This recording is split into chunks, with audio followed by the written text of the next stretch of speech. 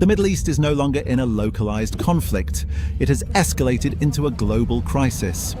Over the last 24 hours, an unprecedented chain of events has unfolded, drawing in multiple nations and threatening the core of the global economy. I'm going to break down exactly what happened, step by step, based entirely on official reports and statements. This timeline officially began with a direct diplomatic ultimatum. United States President Donald Trump issued a strict 48-hour deadline to Iran. The demand was clear: Iran must immediately reopen the Strait of Hormuz, or the US military will obliterate Iranian energy facilities. Iran did not de-escalate. The response from Tehran was immediate and hostile. Iranian officials publicly rejected the ultimatum and issued a severe counter-threat. They warned that any strike on their power plants would trigger immediate retaliation.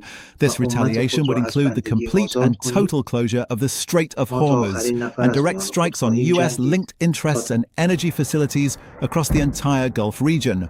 But Iran did not just issue verbal warnings. They immediately initiated economic warfare on the water. Following the ultimatum, Iran took control of the maritime routes. Official maritime and international news agencies confirmed that Tehran began restricting ships transporting oil and gas through the Gulf. Iran officially imposed a staggering $2 million toll on commercial cargo ships attempting to pass through the Strait of Hormuz. When questioned about this massive extortion, Iranian authorities gave a blunt justification, stating simply, "War has costs." The impact of holding this specific choke point hostage was instantaneous. The Strait of Hormuz is the artery for nearly 1/5 of the entire world's oil supply. Because of this blockade, global energy markets were thrown into chaos. Crude oil prices immediately surged to their highest levels since 2008. The International Energy Agency stepped in, officially labeling the crisis as very severe. To combat the sudden deficit, a historic 400 million barrels of strategic oil reserves had to be released. Governments worldwide are now scrambling to control surging petrol and diesel rates, while Asian economies are actively cutting refinery outputs. But the economic shockwave in the Gulf was just the first phase. While the world focused on the naval blockade, a massive military assault was launched from the skies. Air raid sirens began wailing relentlessly across Tel Aviv and southern Israel. What followed was a highly coordinated, large-scale ballistic missile attack. A Fox News correspondent broadcasting live on the ground captured the footage, officially describing the incoming Iranian ballistic missiles re-entering the atmosphere as looking like a literal meteor shower. This was a swarm tactic utilizing over 400 ballistic missiles fired since the conflict's escalation. The primary impact zones were heavily concentrated in the south. According to official coverage by France 24, the strikes devastated residential areas in two major cities, Arad and Dimona. The strategic significance of these targets cannot be overstated. Dimona is not just a residential city, it is widely known to house a highly sensitive Israeli nuclear research facility. Targeting this area was a direct message. The human toll was severe. Emergency rescue teams were deployed to pull civilians from the rubble. Official medical reports confirm that more than 160 people were injured in the overnight chaos, including children. Beyond the casualties, this specific attack shattered a long-standing military reality. For years, Israel's Iron Dome has been viewed as the ultimate defense system. But the sheer volume and scale of this Iranian ballistic swarm overwhelmed the grid. Official military sources had to acknowledge that the defense systems are not foolproof.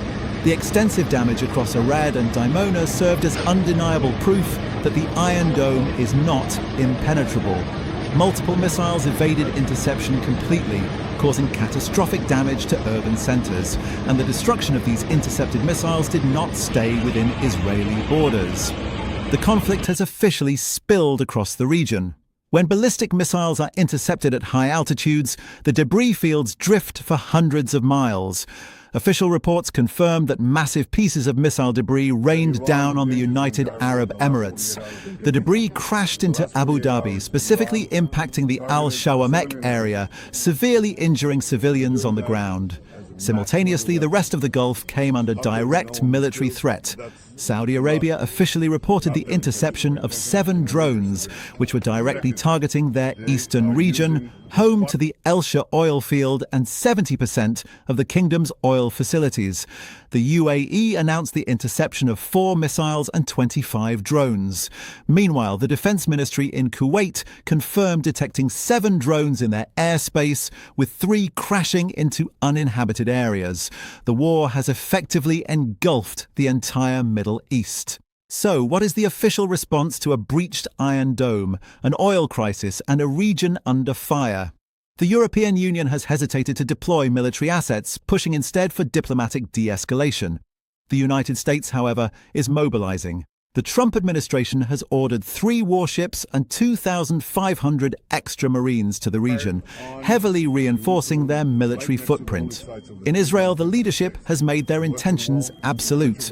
Following the devastating strikes, Prime Minister Benjamin Netanyahu visited the ruins in Arad and Dimona. Standing at the impact sites, he delivered a definitive vow.